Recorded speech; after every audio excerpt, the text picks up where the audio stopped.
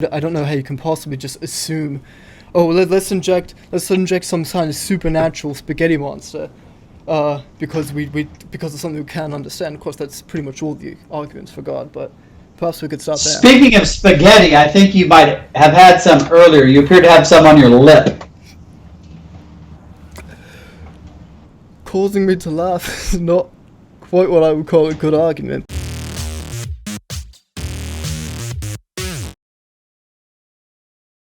Alright guys, welcome to the Unapologetic Apologist, where we learn to be sophisticated in our thinking about Christian philosophy. I'm super excited to welcome my next guest. We've been chit-chatting for a while now. We've been really trying to get him on the show. Subscribe to his new YouTube channel at Recovering Reason. Trent Dougherty, thank you so much for being here, sir.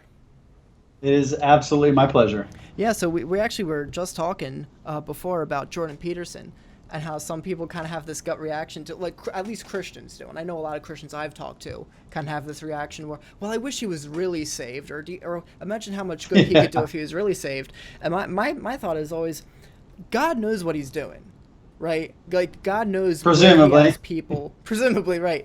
But, like, at least with Jordan Peterson, like, yeah, I want him to be saved eventually, like, before he dies, preferably, right?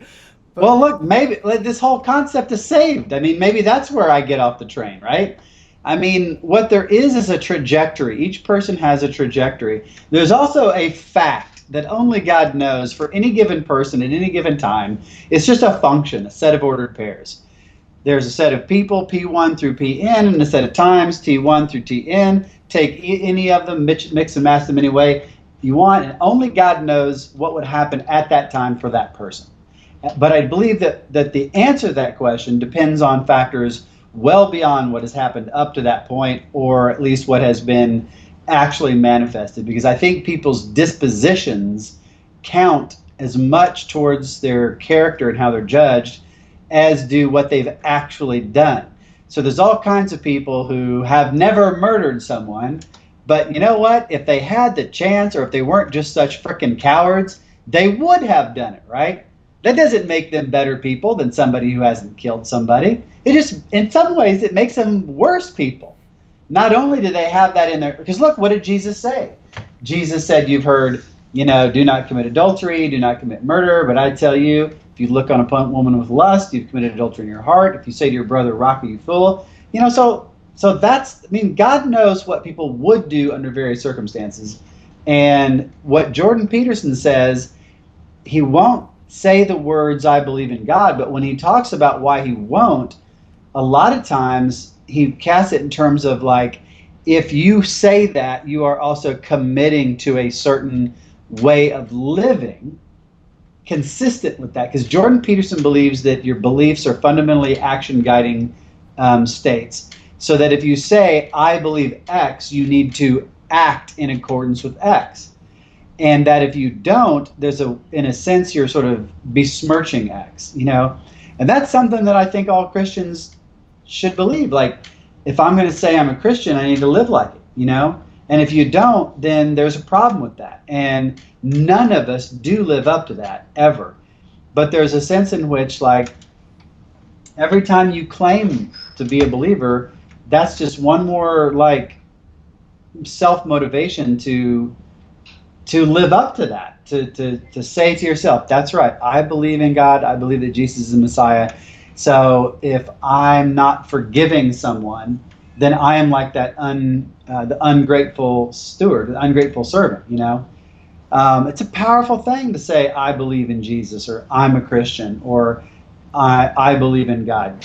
So I think the seriousness with this Jordan Peterson treats that claim is a seriousness that a lot of Christians could frankly learn from, because at least I actually don't even know where you are, but down here in Texas, which is really where I am west of the Balcones Escarpment, it's more like southwestern, but I'm close enough to that southern culture and from the Midwest where everybody's a Christian that, I'm a Christian. People say that pretty casually without thinking about what it means for their life. And I've spent a lot of time and a lot of heartache thinking about the ways I haven't lived up to that name. And so to me, hearing Jordan Peterson take that so seriously, that's really inspiring, frankly. Yeah, and that's one of the reasons he doesn't want to put himself into that box. The second you say he's a Christian, all of a sudden Sam Harris gets to fit him nice and neatly into this box with this Right. preconceived notion of God. And well, I've already disproved that God several times in all my books and all these things. And like you said, he treats the question so seriously. Yeah, and he's not stupid. He knows if he were to declare himself a Christian, he would just be opening up a Pandora's box that would really inhibit his message. And his message is so good, it's important that message get out there. His book may well have saved my life when I was going through recovery. And there's so much wisdom and so much helpfulness in that book, 21 Rules. And I've listened to, hundreds of hours of his lectures on both podcasts. I've listened to every podcast he's been a guest on. The guy is opening doors that traditional self-professed Christians have not been able to open. And if apologists or evangelists or whatever can't see that as an opportunity, well, then they're the ones who are theologically and evangelistically myopic. Yeah, and the thing is, like, some I've had some Christians say he's kind of almost being weaselly in his claim. Well, because I won't say I believe in God, I act as God, and he's kind of being weaselly. To me, he's making a stronger claim than, because I'm a Christian could just mean I go to church Easter's and Christmas, and he's put that position out stronger. I behave as though God exists, and if you listen to him talk to guys like Matt Dillahunty or Sam Harris, he sounds very much like an apologist. The way he argues, he's not afraid to put himself out there and stake his reputation on the beliefs and the arguments he's making. Yeah, because he negatively critiques their naturalistic views. And the other thing people need to, when they talk about him being Weasley, is they need to remember he's a human being. Yeah, he's had this fantastic success and this huge hearing, but he never intended all that. I mean, if you know about how the book got started and how his podcast got started, how his YouTube lectures took off, that was not planned. This is not a guy that went out and got an agent. This is a guy where people came to him, and he uploaded to YouTube because he thought, oh, this is an interesting thing. He did not go out looking to be famous. He's just a guy, and a human being has a right to be in a position where they're not sure what they think. Right. He's probably thinking through ontological issues that he's never thought through before. Because he's now responsible for being Jordan Peterson. And so he is a guy, I mean, the more familiar you are with him, the more you realize this guy puts a lot of thought into stuff before he comes out. 12 Rules was like, that grew out of a Reddit post, and his main book that he wrote on purpose was Maps of Meaning. I think it took him 30 years to write that book, The guy really feels like he needs to have encyclopedic knowledge of something before he commits. I identify with that a little bit, and so I think it's good that the guy's willing to say, I'm not going to go there yet because I don't know where I am. He has as much a right as anybody else to have the space to not be sure what he thinks. Yeah, I remember he was asked in an interview once, do you believe that Jesus was literally raised from the dead? And his answer was, I'd have to study that for about 3 years before I can give you an answer. And, the same people who will say he's kind of being Weasley on the question, they teach, out of the Bible from the book of Joseph, right, about how, Joseph said, you meant this for harm, but God meant it for good, what you did. And so, so they'll say, well, God can even use an atheist. Well, you and I were just talking about, Joe Rogan. How Joe Rogan kind of has these biases against Christianity and these hostilities towards Christianity, but since he's had Jordan Peterson on, Jordan Peterson's broken some of that down. And he when Joe Rogan talked to Ben Shapiro, he said, I don't believe in God, but at least I can recognize the value of some religion. So God has used Jordan Peterson to even move a guy like Joe Rogan, and who knows how many other atheists. Yeah, no, God uses. I mean, if you believe in prevenient grace, and God uses all kinds of people in all kinds of ways. And it's Jordan Peterson's openness to the truth in general can make him a better tool for God than some, totally Orthodox Christian who doesn't want to yield their life over to God. And I've seen, Christian apologists in action arguing with people, and it's like they think people have to make up their mind on the spot. You know, been involved in these sorts of conversations, and some people are like, if you don't relent right now, and tap the mat and say uncle and say, okay, fine, I believe. That's the only appropriate ending of a conversation, and that's really messed up. Sometimes you have to end a conversation by saying, I'll think about that, or saying, just think about it. We can come back to this. Just think about it. That's probably the best way to end a conversation. But if you try to muscle people down, you're just going to push them away. Yeah, and as you alluded to before with 12 Rules for Life, it's not, God isn't always just directly using somebody to bring them right to himself. I mean, think of how many people's lives have been transformed because of Jordan Peterson, and just making themselves better people, and who knows how much good that can do down the road, and where that can bring them in their relationship with God. For sure. And Paul says, some plant, some water, some harvest. It's a process, and people just need to be patient and let God do his work. Everybody's always trying to tell God how to do his business. Right. Yeah, I really want to be able to talk to Jordan Peterson about God, and if I did, I specifically have said I don't want to do it on air, because I don't want him to feel like I'm trying to trap him or get him into certain places. I would be really curious to off air kind of get into that stuff with him. So we do want to talk a bit about your new YouTube channel, Recovering Reason. Why'd you start that? How's that going so far?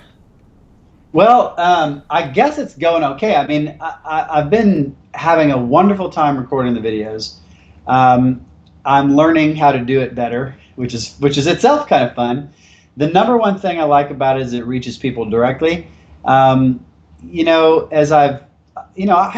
I taught for 10 years at a school that cost $40,000 a year to go to, and some people are scholarship, but for the most part, that's a hard place for people to get access to, and then there's I taught honors classes.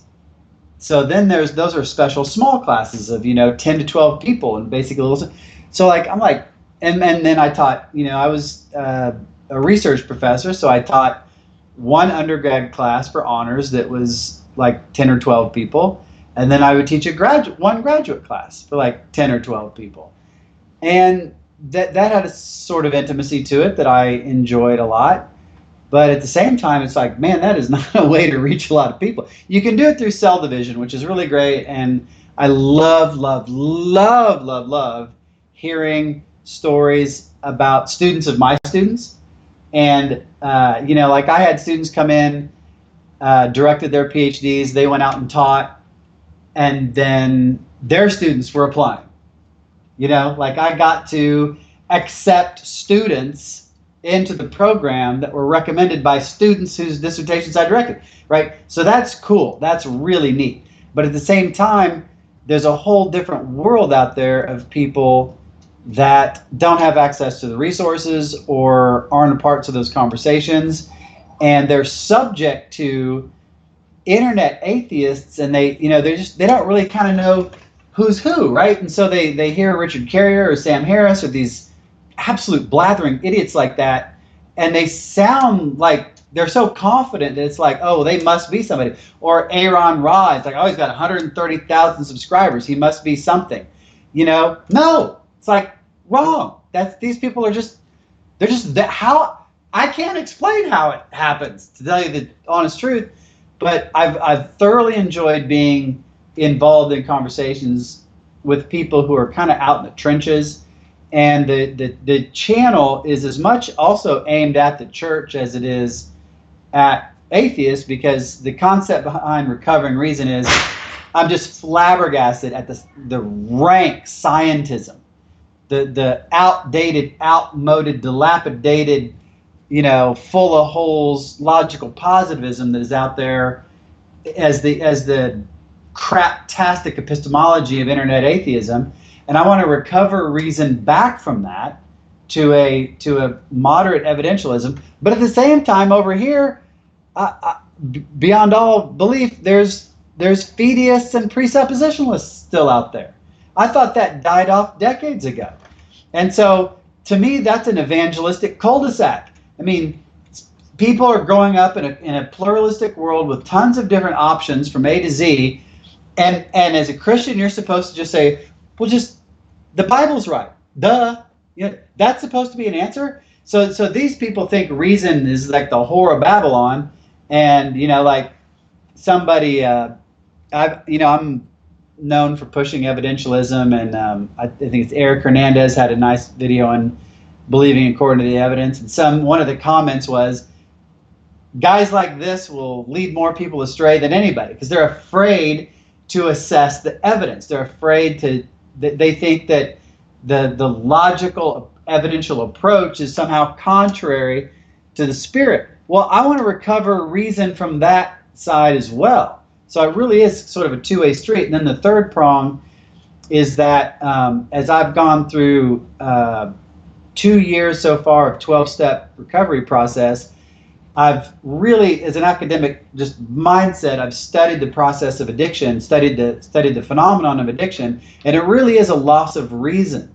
It's like the one of the words for reason in Latin is ratio, and literally, think of what a ratio is in English. It's like there's an ordered balance there in a ratio. It's not irrational. I mean, the definition of the irrational numbers is, basically they can't be expressed in any ratio of whole number to whole number. And I think that our society has never been more anxious, more depressed, more addicted, and I think that the reasons for that are not terribly hard to discern.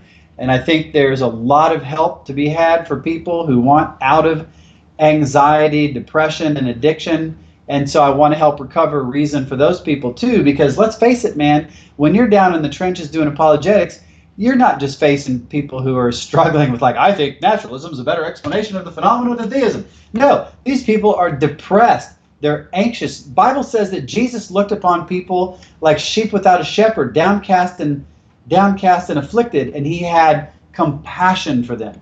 And anybody who looks at American culture with just rampant addiction, depression, and anxiety inside the church every bit as much as outside the church, and you cannot look at that and not think, I want to be a part of helping that. And so that's the third part of recovering reason, is trying to help bring a sense of sanity back to the U.S. culture, including the church. And Jordan Peterson has been profoundly helpful in that.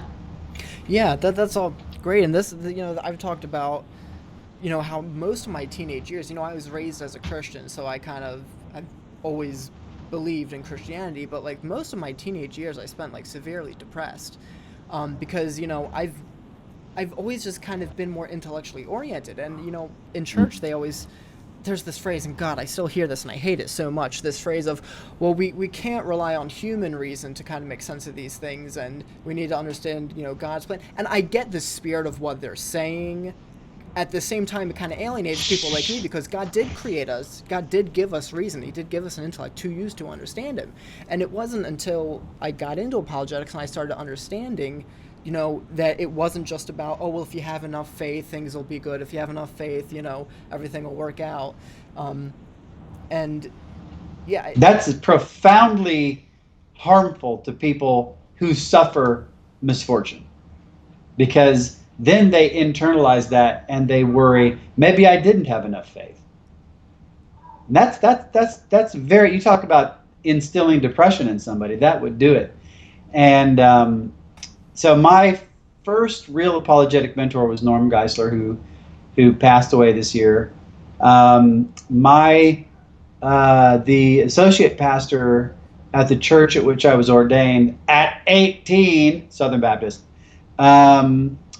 had been Norm's research assistant at Dallas Theological Seminary.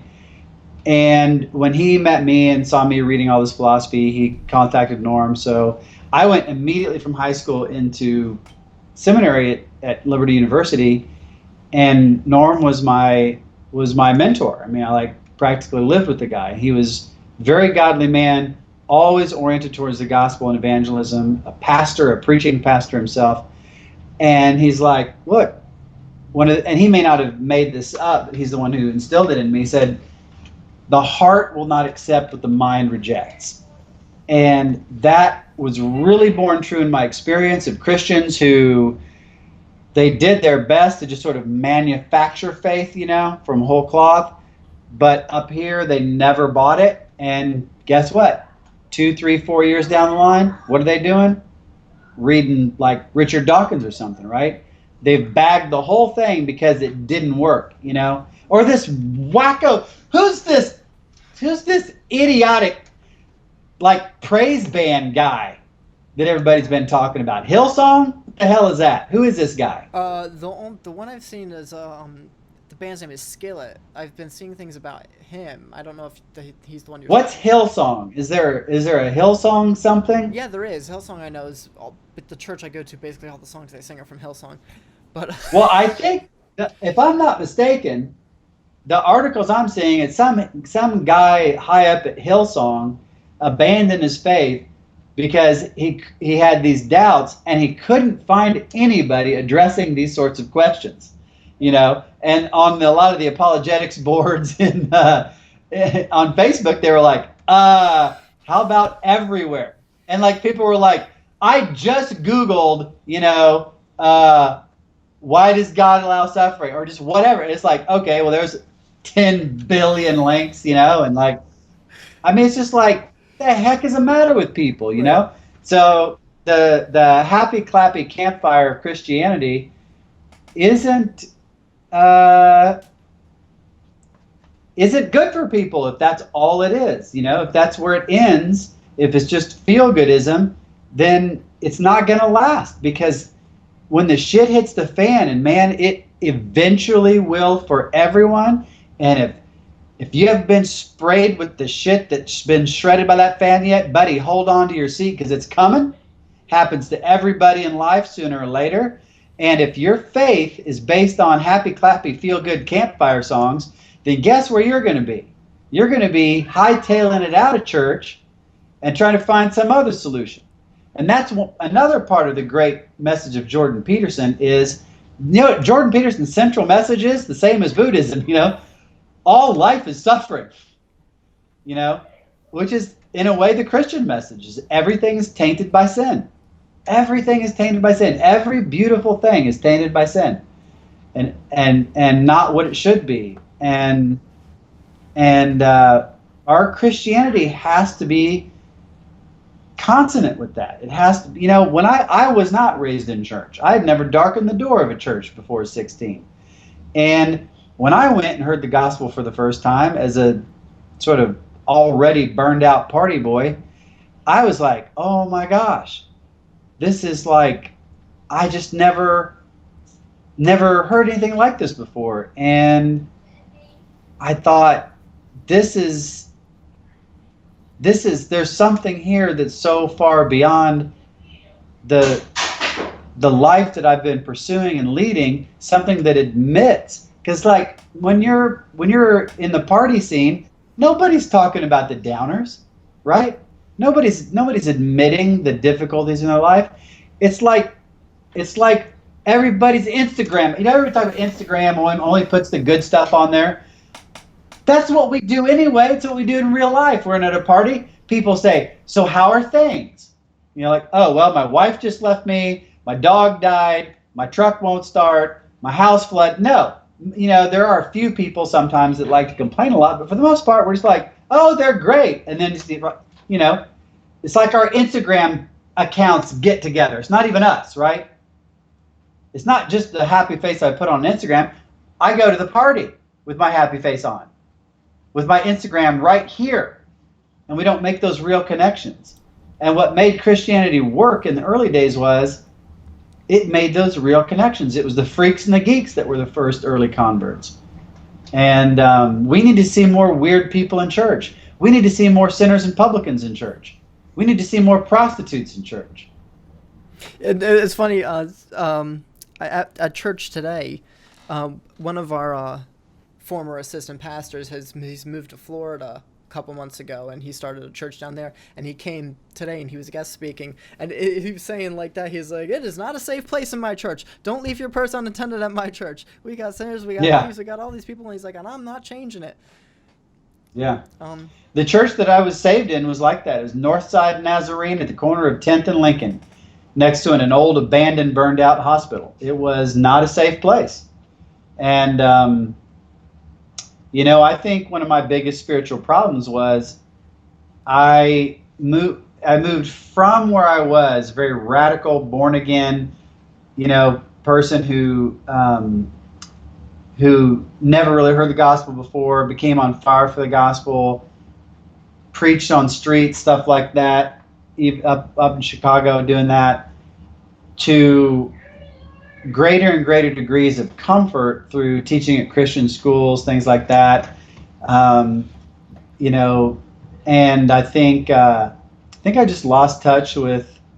I think I just lost touch with the radical nature of the gospel, and so as far as I'm concerned, comfort is the enemy. Comfort is the enemy. The moment you find yourself comfortable, try to think about what is one of the most uncomfortable things I could possibly do, and then go do that thing. yeah, it's funny because like often there's a distinction made in apologetics between the intellectual problem of evil and the emotional problem of evil. And so that even if you answer the intellectual problem of evil, still somebody might have this kind of emotional problem where they still feel like they really don't like a God who had allowed all the suffering. And in my personal experience, the intellectual answer has satisfied that kind of emotional thing for me. Like, without getting into details, this past year of mine, uh, basically my life has fallen apart 3 times over, and things have been really bad. And I can tell you, if it weren't for apologetics, I don't think I'd be a Christian right now. Because Jordan Peterson talks about the most fundamental, the most obvious truth about life is that it's suffering and it's tragedy, and the only question is there a meaning that Yep. will allow you to transcend it? And then, of course, you add a little bit of William Lane Craig in there, and you realize the difference between subjective and objective meaning. And so, having that intellectual grounding, it's not a matter of just thinking, of just kind of wishful thinking.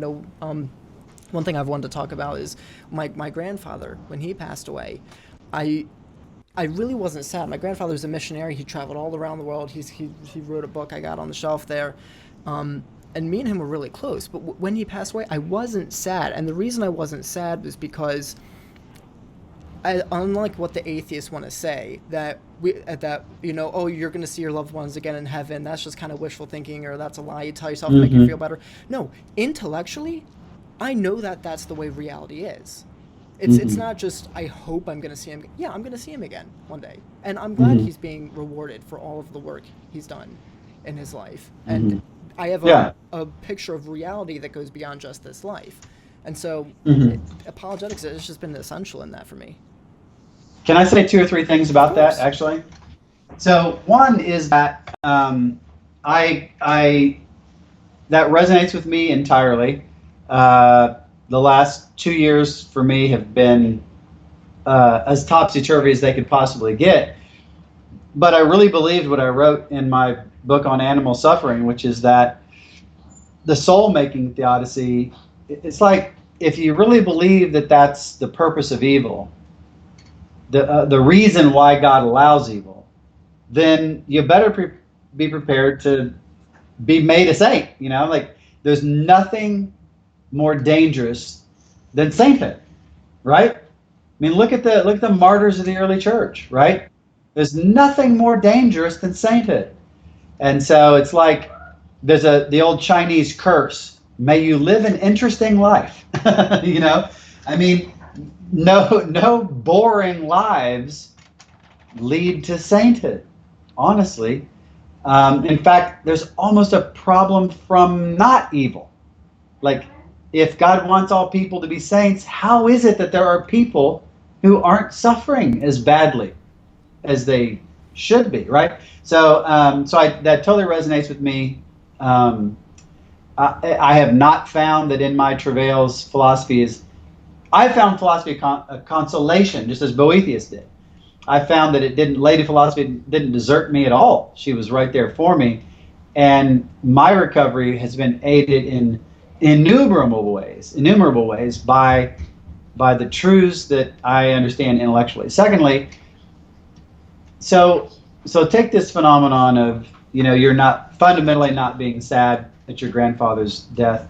because you know that you'll see him again, that he's in a better place, etc.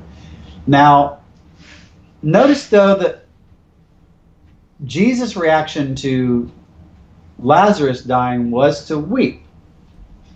So there's a lot of commentary on that, and I don't want that to be static. So here's a thought experiment that I did a while back. I blogged about this back in the blogging days. Imagine your loved one was going on one of these missions to Mars, okay? Or like, what was the movie where... Interstellar? I think it must have been Interstellar, yeah, because his daughter, right, because there's a point at which, yeah, he's got to say, you know, he's sacrificing his time with her. I mean, it's like not like he's necessarily going to die. So take this tweak on it, though. Okay, take this tweak on Interstellar. There's no real danger involved. It's just it's a mission to Mars, and let's say it's enough in the future that a mission to Mars is it's like flying to Beijing. It's kind of a big deal, but it's like you're not worried about dying. It's just going to be long and inconvenient. But you know, suppose your kid. I was imagining it as my daughter. I wrote this the first time I traveled extensively in Europe without my family. And I was like, okay, so I'm really sad about that. I'm sure I'm coming back. It's not like I think maybe I'll die over here. I'm sure I'm coming back. I have moral certainty I'm coming back. But gosh, the thought of that amount of time separated from my family was painful. And then I thought, okay, well, what if it was like flying to Mars? You got, suppose it's 3 years there, and it's like a 4-year mission and 3 years back. Can you imagine, like, being away from a loved one for 10 years? Like, I would be bawling my frickin' head off. Now imagine it's, 85 minus your age years. That you're like, you could be as certain as can be that you're going to see him again, but if it's going to be 60 years or 50 years, damn, that's hard. Yeah. So I do think that there is something in death to naturally make somebody very sad, because there's a prolonged separation that is perfectly consistent with complete certainty even that you're going to see him again. Yeah, well, I'm certainly not making the claim that, if you're a Christian or you're a apologist, that you shouldn't be saddened at the death, or that there's something wrong with you if you're not saddened. I was just me and my personal experience. And of course, there was a couple other things, like he was sick, and the last couple months have been really tough. So that not being a thing anymore. Yeah. And then there was a kind of satisfaction to it that he had spent so many years being a missionary, doing all this, and now he'd kind of gotten to the end of his life, and now he's reaping the rewards in heaven for what he's done. Whereas I obviously have lost other people too early, and that has really hit me. And and to your point, there has been time since then when I've kind of had tears come to my eyes, because I think I really would have liked him to know that I'm doing this apologetics thing now, because he kind of knew I was starting to go in that direction, but the time didn't overlap. And I've kind of been upset at certain times, thinking, I really wish I had him to talk to about X thing right now. So I'm certainly not saying that it's inappropriate if anybody's sad.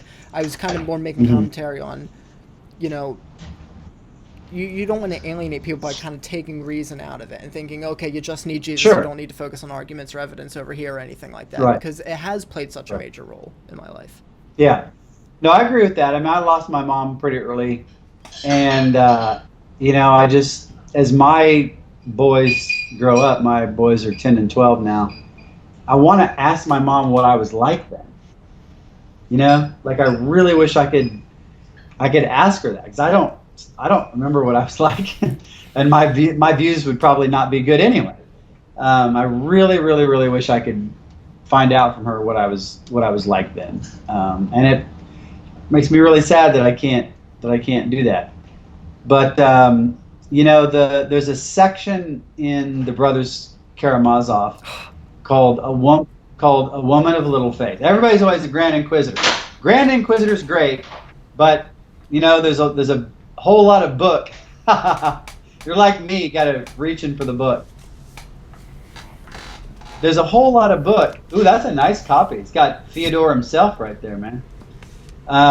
There's a whole lot of book around the Grand Inquisitor that's also amazing, and one of them is a section, and some of them are small throwaways like this. It's called A Woman of Little Faith. She goes to Father Zosima, and she's worried about her own death. She actually has doubts about whether she'll survive the grave. She has doubts about immortality. And Father Zosima, his advice in this case isn't philosophy. He says, go serve people. Go serve people. And I thought a lot about why it is that he says that. And I think that in service to others, you see the value of a human soul. And through seeing the value of the human soul, it's almost impossible to believe. Like, naturalism doesn't explain true charity or the charitable impulse. And I think sometimes it's almost easier to see people's value when they're in need than when they're not. And so if you see the value of a human being, that there's a lot more concord between that and theism than there is between naturalism. And when we are not morally indifferent, I think we see things that make the hypothesis of moral indifference, which is really the true opposition to Christian theism, is the hypothesis of indifference, not so much atheism or naturalism. Those are just token species of the genus world of moral indifference. Those experiences support the belief that there's a God. So I'm not saying not to do apologetics or give arguments. I think that's very helpful. But notice that what Father Zosima does is he advises her to put herself in a situation where she will have direct evidence. Okay? So not necessarily a discursive argument, because Father Zosima knows that this woman's not gonna go out, and syllogisms are not going to be what helps this woman. But there's another way to intellectually help somebody, which is to put them in the position to have the evidence firsthand. And this is something that would have been approved of by Bassel Mitchell, who's a very neglected thinker today. Bassel Mitchell was, I won't quiz you if you know who Bassel Mitchell was, but he was Richard Swinburne's mentor. He's actually, so I've got a book I'm working on called Three British Philosophers. C.S. Lewis, Bassel Mitchell, and Richard Swinburne. And Bassel Mitchell is this very interesting bridge between C.S. Lewis and Richard Swinburne, who you'd think would be two very different people, right? Well, guess what? Bassel Mitchell is the bridge between them, and he's kind of like the best of both worlds. So C.S. Lewis was the first president of the Oxford Socratic Club, which is where he debated theists, atheists, pantheists, other, the famous debate with Elizabeth Anscombe that gets completely misreported all the time. But it was a little Oxford debate society, and Bassel Mitchell took over for C.S. Lewis as president of the Oxford Socratic Club, which was really aimed at undergraduates getting together in an informal forum where great minds would debate. And it was really awesome. Well, but then he also held the Knowleth chair that was then passed on to Swinburne.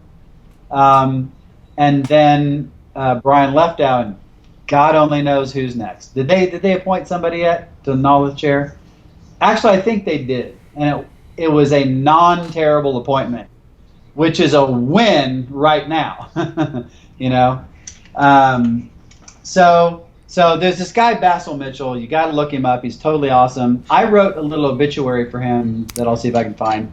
But he wrote a book called How to Play Theological Ping Pong, and he also wrote a book called The Justification of Religion that really brought the idea of a cumulative case to the fore. Whereas before that, it's, deductive arguments. And it was really Bassel Mitchell who put the idea of cumulative case arguments on the agenda And then Swinburne added to that the most natural formal mechanism for the cumulative case style of argument, which is probability theory, because a probability function is fundamentally an additive function. Okay, so all a probability function is, it's simply an additive function defined in epistemic terms. And so it's the perfect formal apparatus for assessing cumulative case arguments. But it was Bassel Mitchell who got that on there. But Bassel Mitchell, in his book, The Justification of Religion, of Religious Belief, and also in this fun, strangely titled book, How to Play Theological Ping Pong, he's... Uh-oh. I don't know what happened. You all of a sudden just disappeared.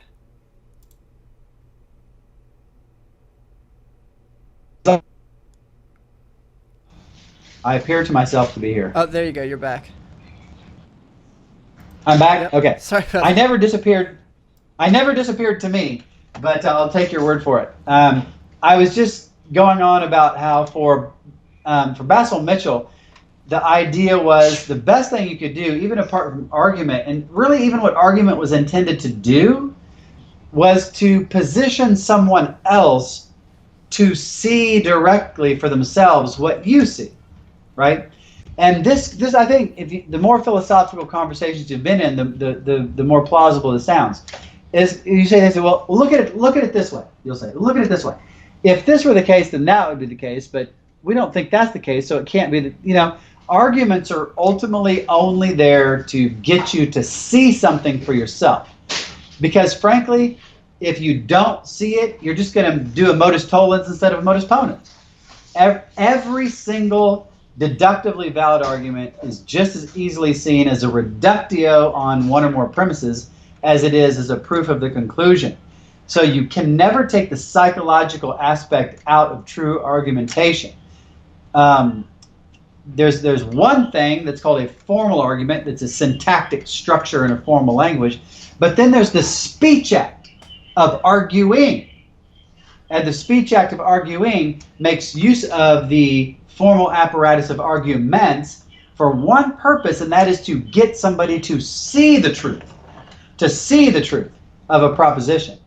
And so when Father Zosima tells the woman of little faith and the brothers Karamazov to go have a certain set of experiences, or really what he tells her directly is perform a certain set of practices, because he knows in his wisdom and experience that if she performs these practices, she's going to have an experience that itself will constitute evidence for the proposition she's doubting. And so from my perspective, a holistic apologetic has to be able to be composed not just of knowledge of a set of premises and formal structures, but there has to be a wisdom there to understand what kinds of experiences lead people to see the truth. And you know what the old definition of an argument was? I've got a set of, one of my avocations is the history of logic, and I've got a set of logic books that are over 100 years old. And the definition of deduction in some of these books is as follows, and this is a direct quote. Seeing that two propositions imply a third. So they define deduction as a form of seeing with the inner mental eye. And so I really think that the seasoned apologist, the wise apologist, can also walk with Pascal and realize that sometimes the best way to give somebody belief is to say, here's a set of practices to adopt and see what happens. Yeah. That's evidential because you're getting somebody to get direct evidence themselves. Yeah, that's great, and kind of a shout out to Josh Rasmussen. That's one of the things. If you watch him debate atheists, his tact is always, okay, I'm going to start with what premises you're going to accept, and we're going to see if we can work something from your perspective to try to reason back to these conclusions on my side. He's really good at that. And I thought that was a perfect circle. We started talking about Jordan Peterson. We ended on Dostoevsky. How fitting is that? That's perfect. I do want to ask you, to kind of change gears here, what are some of your, because you authored the book 12 or so arguments for the existence of God, if I said that right. 24 Two or dozen or so. so. What did I say? So Jerry Wall, a dozen. Or I think it's because we're talking about Peterson. Yeah. Because he's got 12 Yes. rules. See, that'll happen. And Jerry Walls and I edited 24 or so arguments, yeah. Of those 24, what are some of your favorites? So one of them is consciousness. I think that's one of the absolute best arguments there is. Because, going back to chapters 3 through 5 of C.S. Lewis's Miracles, once you admit minds into the universe, then the idea of a divine mind is really kind of a next logical step. Certainly, this picture of this closed universe that naturalists want, it turns into Swiss cheese when you've got minds, true minds, not just things that we call minds, but actual minds. Because because you've got all these little selves, these little egos, these little gods that can put a swerve into an atom themselves, right? So the causal closure of the physical is just rattled to pieces when you've got billions upon billions of source initiators of the momentum and velocity of physical particles. And so that just naturalism just falls to pieces when you've got actual minds in here. And it's like, how are you going to doubt consciousness? I mean, man, being in professional philosophy is a trip sometime because you've got people, it's so funny and pathetic sometimes to watch people deny the obvious. I mean, there are people that are like, there aren't many now, but there were eliminativists about consciousness. Or you got, take Michael Ty down here south of me at the University of Texas, Austin. Really pretty brilliant guy, honestly. His work on vagueness is fantastic and wonderful. But he's a proponent of what was called the panic theory of consciousness. So here's what consciousness is identical to, according to Michael Ty. It's an acronym, PANIC. Poised, abstract, non-intentional content. Poised, abstract, non-intentional content. PANIC. He thinks that's what consciousness is. It's a type of content. Non-intentional. That's my favorite what? part of that. Well, that just has to do with yeah. I mean, we don't need to get into that. I mean, part of the consciousness is I intend to do something, or I intend. Well, this is different. This is intentionality is ofness or aboutness. Okay. In the philosophy of mind and language, intentionality just means ofness or aboutness. It's kind of a Searle thing. But So then what does he mean when he says non-intentional? Non-conceptual, intentional content. He thinks it's intentional content, but it's non-conceptual. Okay. Yeah. But it's like, and I mean, it's like, that's not what consciousness is, people. That is not what it is. But it gets really complex, and you're like, oh, think about these things. Like, no, that's not what you know what consciousness is, and it's the what its likeness, and you can't get that out of material. You're never gonna. And look at Kim's book, Physicalism or something near enough or something like that, where it's like, okay, we can get everything physical except for phenomenal consciousness, but we can kind of do some hand waving with that. No, you can't say it's all physicalism's basically true because we can physicalize everything except for phenomenal consciousness. Phenomenal consciousness is where it all happens, man. The most fundamental aspect of life is our awareness. So if your theory can't handle that, your theory sucks. And so the argument from consciousness, I think, is really great because it starts from the absolutely undeniable, almost like Cartesian cogito. It's like the absolutely undeniable, just straightforwardly refutes. Sorry, am I shouting too much? No, you're good. It was just. I literally thought you were adjusting your earpiece because I'm shouting. Not at all. I just get really excited. I get really excited about philosophy. No. Not And you. yeah, with earbuds, you got to do one of those things every now and then. Yeah. Um, or like you Oh, what happened again? Your picture froze. Hold on.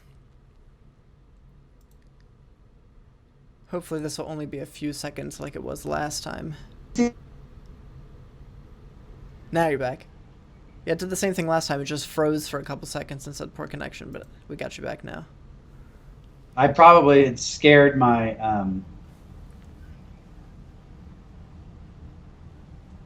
I probably scared my computer. I scared it stiff by getting so excited. So I like the argument from consciousness a ton. I love the fine tuning argument. The fine tuning argument is great. It's one of the most common sense arguments. The one that like even Kant is it. I think it's in the second critique, the critique of practical judgment. No two things more set the mind of man to God than the starry skies above and the moral law within. You familiar with that? Mm-mm. Yeah, it's a great quote from Kant, and I think it's dead on. And when I was focusing on classical Greek paleography, there are actually some of Aristotle's earlier work were dialogues, and he had one called On Prayer, and it was a sort of fine-tuning argument from cosmology. It's one of the most intuitive arguments there could ever be. It's one that really speaks to the average person, and I think it's so easy to understand in Bayesian terms. I think it's a fantastic argument. I like the old-fashioned contingency arguments a lot. I think they work. I don't think they capture the imagination of the average person quite as much. And I think that you have to bring in a lot of philosophical baggage to make them work. And I think this was witnessed by to my mind, disastrous argument between Graham Oppie and Ed Feser the other day. Because you got to just do so much metaphysics to even get that off the ground, that it's like, okay, well, if there were but world enough in time, great. But I think apologetically, you got to get somebody with a whole lot of patience to get there. Personally, I love the arguments. I love going through them. I like the Leibnizian version probably best. And a lot of the other arguments I think I like arguments from propositions and abstracta and reference and things like that. Just as a philosopher of language, I like the sort of technicality of them and the sort of you never would have thought thinking about this could lead you there-ness of them. But, my personal favorites are fine-tuning argument and argument from consciousness. Right on. So yeah, maybe we can unpack some of this. Hold on, there's somebody at my door. Do you mind if I do you mind taking over for a couple minutes while I go see who's? Yeah, sure. Right on. I will check my text messages. Wonder who this could be. So weird. Like somebody knocking at his door in the middle of an interview. It's very strange.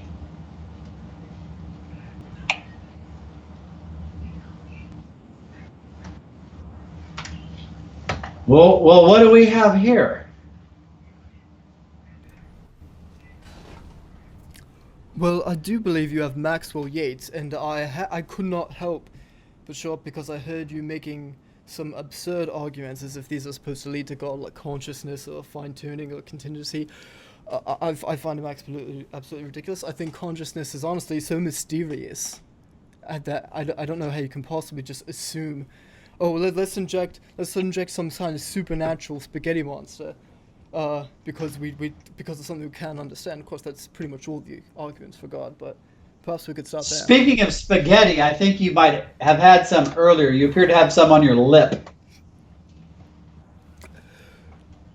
Causing me to laugh is not quite what I would call a good argument, but I do appreciate you trying to distract the man, as most apologists try to do when they don't have a good argument in its place. Yeah.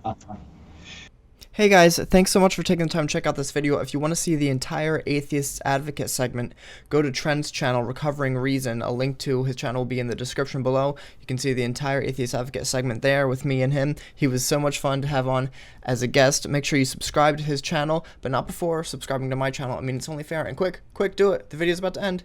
Do it.